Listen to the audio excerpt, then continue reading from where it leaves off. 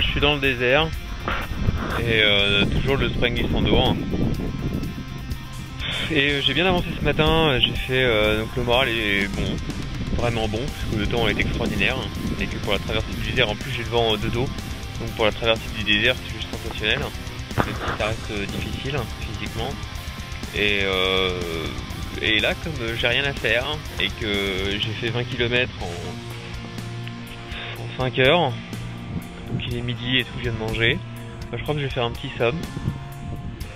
Puis je continuerai après. Voilà.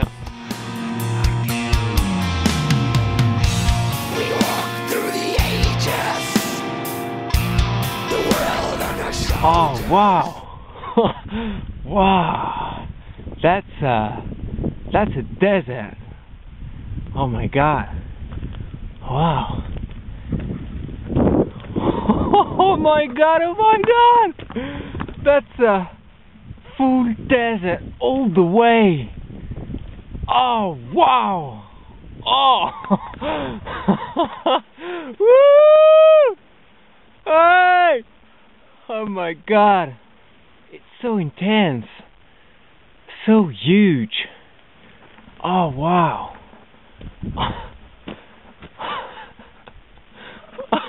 Oh!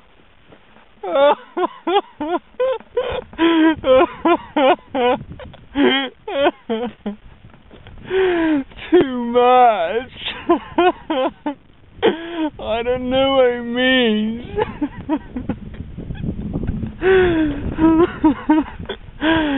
What does it mean? Oh.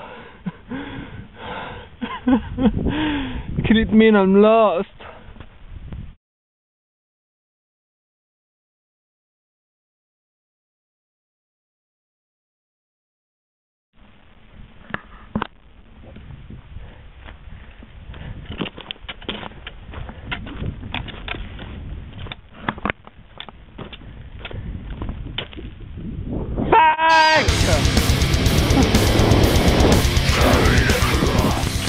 Putain, il est où ce refuge là?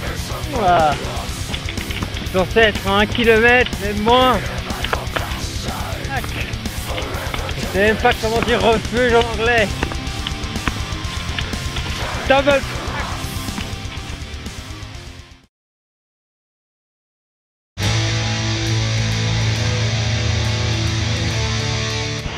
Voilà donc une partie intéressante. Je viens de traverser la vallée de Nidalour. Là ça fait 2 heures que je marche et j'arrive ici.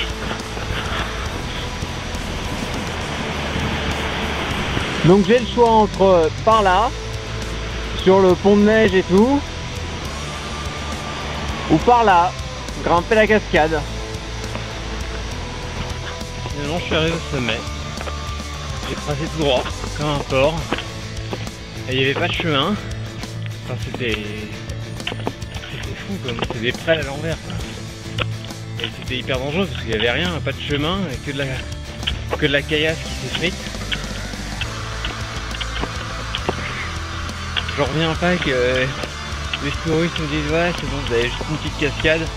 Mais t'inquiétez pas, c'est facile. Tu parles, une petite cascade. So, as expected, je me suis trompé de chemin.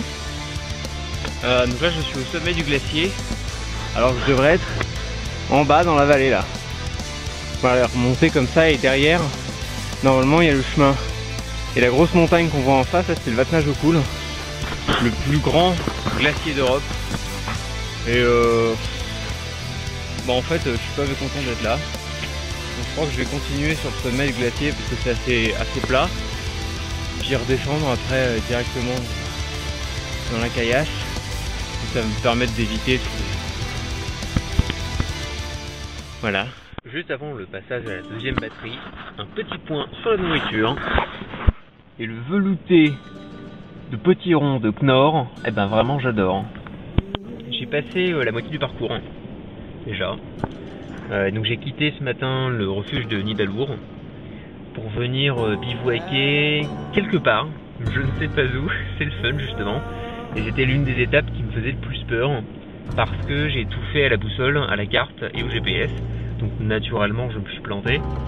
Mais j'ai vu des paysages sympas et ça changeait beaucoup du désert. Donc ça pour le coup c'était vraiment agréable.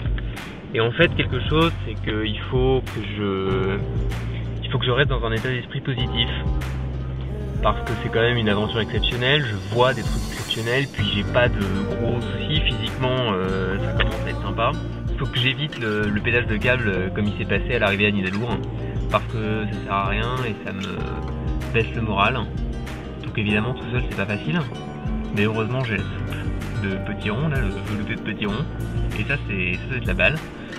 Et puis surtout je me dis que maintenant j'ai fait le plus dur, j'ai fait l'Andalougar physiquement, c'était le plus éreintant, et ce sera le plus éreintant. J'ai fait la traversée du Strangis en Douvres, qui était l'une des grandes inconnues de tout le voyage, et elle s'est très bien passée. Ça a été fatigant aussi, moralement aussi, parce que ça tape sur le système, ou le désert au final.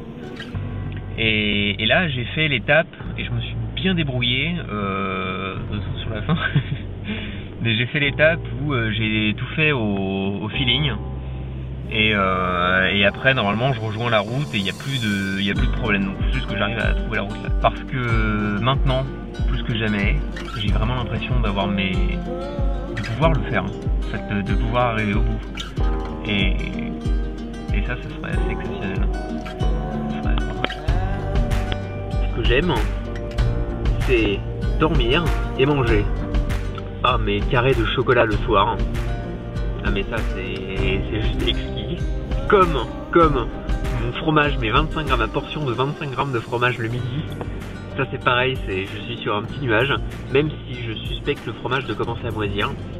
Et j'aime bien être dans la tente, et notamment avec Johnson, lapin, voilà, avec Johnson. Parce que, même si ça paraît ridicule, le fait qu'il y ait un animal en peluche et avec qui je dors, je n'ai pas honte de le dire, je dors avec Johnson, serrés l'un contre l'autre. Et ça fait que cet espace, restreint certes, mais cet espace c'est vraiment mon espace. C'est un espace où je me sens à l'aise, que je maîtrise complètement, où je me sens en sécurité aussi. Je pense avoir fait le plus intéressant. Là je sais que j'ai 3 jours qui vont être barbants au possible, avec des étapes relativement longues, sans eau. Donc il va falloir que je me trimballe mes litres d'eau en plus et que j'économise l'eau. Et ça va être que la traversée de Changelave jusqu'à Akia, jusqu'au volcan Akia là. Donc been there, done that.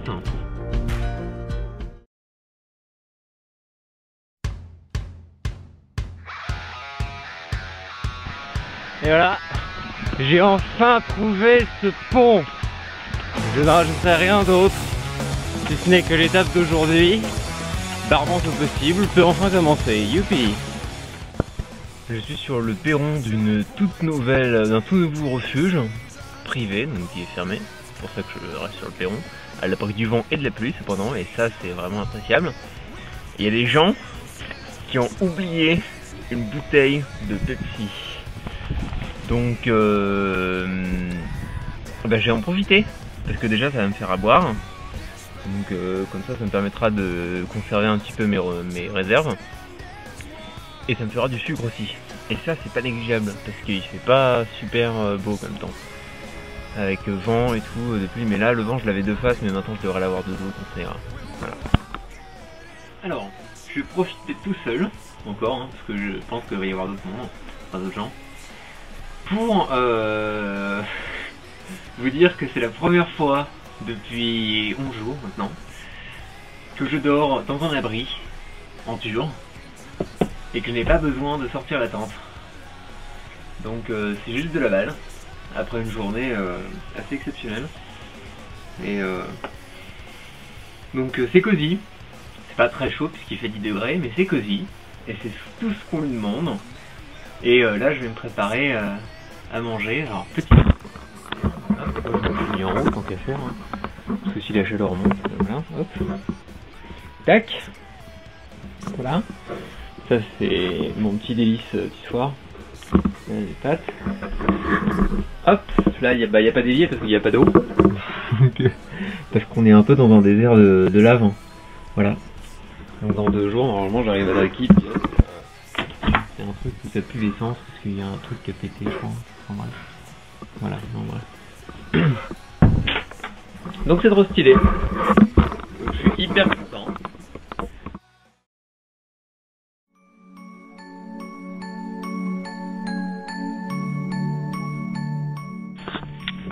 Hop, moment difficile, je me porte à faire une vidéo. Alors, je me suis transformé en bandage man. Parce que je me suis bandé les 2 pieds, en fait je crois que j'ai le tendon sur le dessus du pied. Il fait atrocement mal quand je fais certains mouvements. Donc, je me suis bandé les 2 pieds et je vais voir si ça peut faire quelque chose. Je sais rien. Et donc maintenant pour les gays, là je traverse une zone avec plein de gays. Et comme ça me gave à chaque fois d'enlever mes chaussures, je passe avec, j'ai juste remonté mon pantalon. Ça commence vraiment à me saouler. Puis là je traverse plus rien quoi. Depuis 9h du matin, je suis dans une étendue de rien. Voilà, c'est de la balle. Normalement, plus je fais de kilomètres aujourd'hui, que moi j'en fais demain. Et je pense que je prendrai un jour de repos à Draki. Déjà pour demander au secours comment soigner les pieds, si c'est grave. Tout ça me gaffe quoi. Donc c'est assez amusant, enfin amusant entre guillemets, de voir à quel point le moral varie d'un instant à l'autre. Parce qu'encore hier soir j'étais persuadé d'y arriver et tout, et j'étais en super forme et tout. Et là, 2 heures plus tard, pas 2 heures mais presque, j'ai une petite avarie physique. Et ça me mine le moral, les avaries physiques. Parce que je sais pas comment les traiter en fait, c'est ça le truc. Je sais pas comment...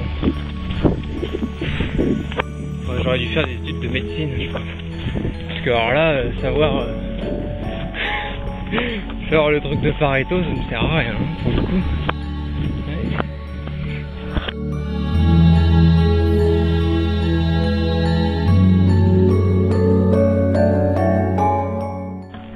Arrivé au refuge de Draki hier pour la dernière étape de 4 jours. Là je me repose une journée parce que physiquement j'ai mal aux jambes. Et je suis arrivé, j'étais vraiment avec un moral vraiment bas, justement à cause du physique. Et en fait tous les gens dans le refuge ont compati, m'ont offert plein de nourriture et tout, et donc j'avoue que juste pour ça faut que je termine quoi. Juste pour ça faut que j'y arrive. Donc ça va le faire. Ça va être facile mais ça va le faire.